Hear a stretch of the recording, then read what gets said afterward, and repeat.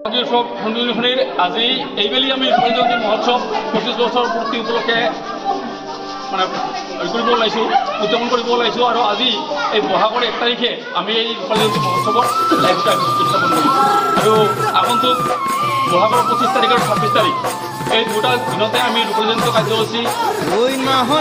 দিনজোৰা কাৰ্যসূচীৰে দুটা দিনৰ প্ৰতিটো কাৰ্যসূচীতে মানে বিভিন্ন কাৰ্যসূচী হাতত লৈ আমি ৰূপালী মহোৎসৱ উদযাপন কৰিম সন্ধিয়া সন্ধিয়া উদযাপন কৰিম বিভিন্ন খেল ধেমালিৰ জৰিয়তে সাংস্কৃতিক অনুষ্ঠান আমাৰ ভৰ্তি থাকিব গতিকে আটাইবোৰ ৰাইজক আটাইবোৰ কাৰ্যসূচী সকলো বিভাগীয় ৰাইজক আমি আমন্ত্ৰণ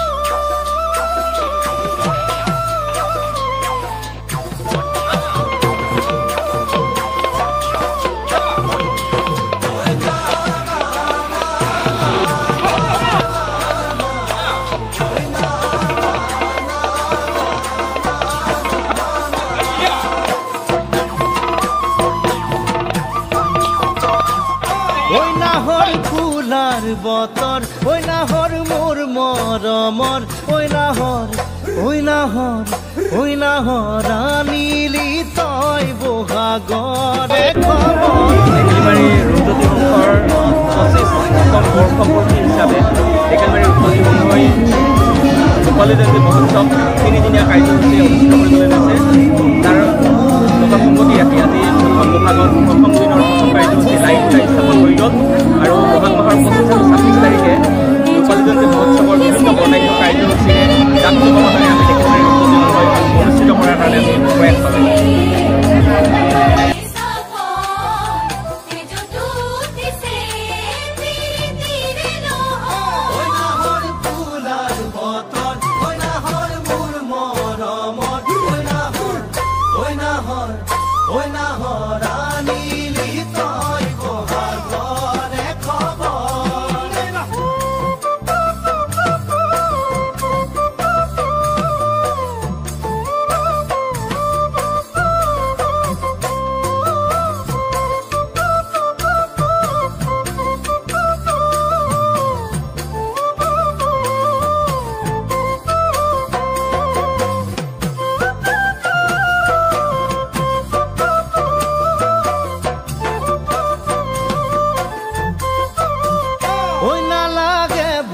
ভাগৰ ঐ যৌৱনৰ